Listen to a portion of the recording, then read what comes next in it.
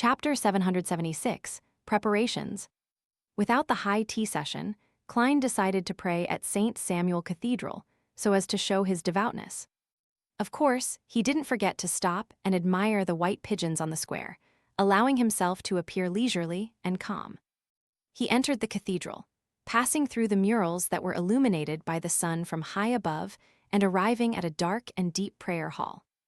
This place wasn't as gorgeously decorated like the other churches that had all kinds of dazzling, elegant taste that produced a visual impact. Instead, it was mild and peaceful, allowing one to feel a natural sense of tranquility. As for the pure light that resembled twinkling stars up ahead, they were filled with the intense solemnity of holiness. Klein removed his hat and handed it to Richardson along with his cane. Then, he walked down the aisle. At this moment, two figures stood up in the front pew and turned towards the entrance. One of them was the black-haired, green-eyed Leonard Mitchell, who looked suave with his untidy hair. Almost at the same moment, Leonard Mitchell also saw the middle-aged man with the white sideburns and deep blue eyes. Dwayne Dance. He tensed up momentarily, as his body showed signs of indiscernible stiffness. Klein gave Leonard a side look as he nodded with a smile. He had a friendly and casual expression. Leonard forced a smile as he nodded in a slightly sluggish manner. Following that, he turned to the side, made way, and brushed shoulders with Dwayne Dance. This made Klein see who the person was behind him. It was also someone he knew, Dolly, who was wearing a Spirit Medium's black robe. This lady still wore blue eyeshadow and blush, presenting quite an uncanny sense of beauty. Dolly glanced at the middle-aged gentleman when her expression suddenly went adrift. She retracted her gaze as she silently approached the exit. No way, I was just mimicking Captain's profound eyes. Even the color is different, yet Ma'am Dolly could still find it familiar. A woman's intuition is truly terrifying. Klein had a vague guess when he noticed Dolly's brief abnormality. A long time ago, as an insensitive man, he believed that Ma'am Dolly was secretly in love with Captain. Otherwise, she wouldn't have endured the risk to rush to Tingen to get Klein to find an opportunity to teach the acting method to Dunn Smith. As for Captain, Klein wasn't sure about his thoughts. After all, Dunn Smith at that moment was often unable to distinguish reality from a dream. His bad memory was rather pronounced, and he might unknowingly have forgotten certain things that lay at the bottom of his heart. However, Captain often mentions Ma'am Dolly, using her as an example to educate us. He was so familiar with how many years she took to advance and the kind of talent she had that it seemed like he had memorized it. Yes, whenever Captain mentioned these matters, he would occasionally add that he spent 9 years going from midnight poet to nightmare. See, could it be that he was feeling a little inferior when facing Ma'am Dolly? Inferior. Klein recalled the past as his mood suddenly felt dampened. He realized that he didn't really understand Dunn Smith. He didn't understand how many things the man had hidden inwardly. And Ma'am Dolly isn't much younger than him. She appears to be very open and doesn't care about marriage. Klein silently sighed and reined in his thoughts. He found a nearby pew and bowed his head, closing his eyes to pray. Outside the prayer hall, Leonard had recovered as he gathered with the other Red Gloves teammates with Dolly. They waited for a while as Sost, who had become a spirit warlock, walked out from another side.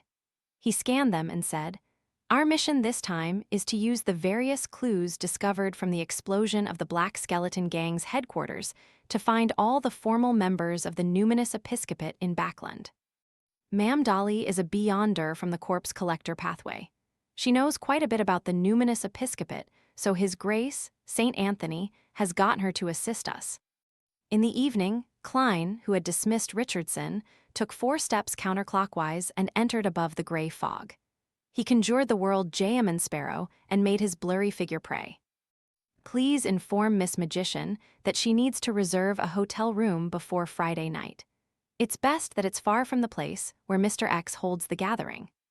Pass me the stone and spellbook ahead of time. I need to make certain preparations. On Friday night, she needs to stop her friend who participates in Mr. X's gathering and also present to me that person's external appearance when in disguise. If there's anything else, I'll inform her in time." With only 2 days left before the assassination attempt on Mr. X, Klein undoubtedly needed to prepare ahead of time, and there were many things that needed preparation.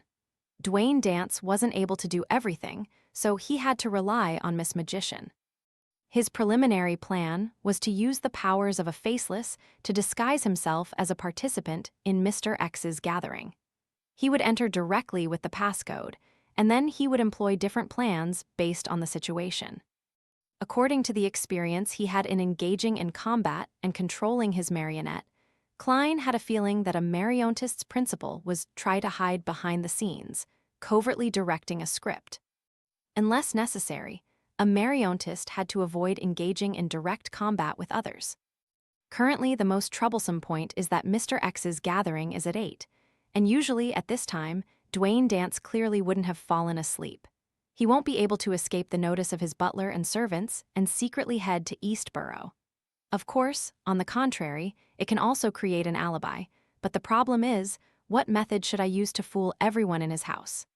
If only I had a faceless partner who can act as Dwayne Dance. Miss Justice's necklace can do it, but she's not in Backland. Klein leaned back into his chair as he rubbed his temples. He had even considered directly summoning and responding to himself, using his identity as Hero Bandit Black Emperor to carry out the operation. But doing so would cause him to lose the ability to change his physical appearance. It also made it difficult for him to possess others and disguise as Force's friend to participate in the gathering. Unless Miss Magician's friend is a part of this, allowing me to possess him or her, that wouldn't do either. First, it will expose some of the Tarot Club's secrets, and second, Mr. X might have the means to discover a wraith. Of course, traces of this can be concealed using a series of seals with a gold coin, the paper angel, or the iron cigar case. Klein considered for a while before deciding on a method he was very proficient in from his previous life. Feigning sickness. I'll begin acting sick tomorrow. I'll eat very little and sleep before 8. This way the butler and servants wouldn't disturb me. But if there's an emergency, what do I do when Walter and company knock on the door? A magician's illusion creation can only fool the eyes. It isn't some artificial intelligence. Artificial intelligence. Right, I can fix the illusion onto a mirror, letting it look like Dwayne Dance. Then I'll get Arrodes to answer remotely. With this in mind, Klein's thoughts suddenly opened up. I have to say that Arrodes can be quite useful at times. After a poignant comment, Klein returned to the real world. He walked to the desk, took out pen and paper, and began drawing a picture comprising of symbols that implied concealment and mystery prying. Just as he finished his final stroke, the room's lighting dimmed suddenly. The full-body mirror first turned deep black before silver light surfaced. Loney's text appeared one after another. Great Master, your loyal and humble servant, Arrodes, heard your summoning. Was I late? There's something new every time. Klein shook his head in amusement. No. How tolerant you are of me, Great Master. You can ask your question. Words neatly appeared on the mirror. Klein thought for a moment before saying, I plan on eliminating the Aurora Order Oracle. Mr. X, do you have any suggestions? The full-body mirror's words froze for a few seconds before changing. It's best you do it after Thursday. It's in line with my divination.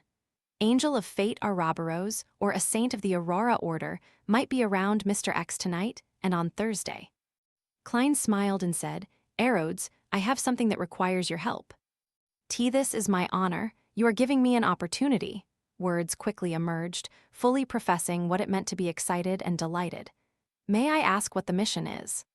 Klein nodded and said, This Friday night, I will be using a mirror as an illusion prop, changing it to look like my present identity. If any emergencies happen, you're in charge of controlling the mirror to answer without letting anyone discover any abnormalities. Can you do it? The air around the full-body mirror suddenly gushed around, and a toady voice belonging to Dwayne Dance sounded. Great Master, I'll try my best to complete anything you command. Although it won't be able to last long, and it doesn't match my usual habits, it's enough to deal with everyone here. If you wish, I can simulate any voice. You're more talented than I expected. It's not easy being a mirror these days. However, why does that final statement sound odd? Klein's facial muscles trembled as he said, When dealing with them, hide the nature of the question and answer game. Don't let others notice it. Arodes immediately presented a new sentence on the full-body mirror. I will play your identity well. Very good, Klein nodded. He was truly worried that Arodes would begin asking butler Walter and valet Richardson embarrassing questions. Questions like, have you fantasized about ladies you shouldn't have any urges for? Or, who do you think of late at night when resolving your physical needs? He believed that with the magic mirror's way of doing things, it might very well carry out such an act without any forewarning. Back then, Danitz nearly broke down thanks to its questions. Without speaking any further, Klein switched to saying, that will be all for today. I'll contact you again on Friday night. Yes, great master. Your humble servant already looks forward to serving you. Arodes first conjured a single line before producing a drawing of a hand waving.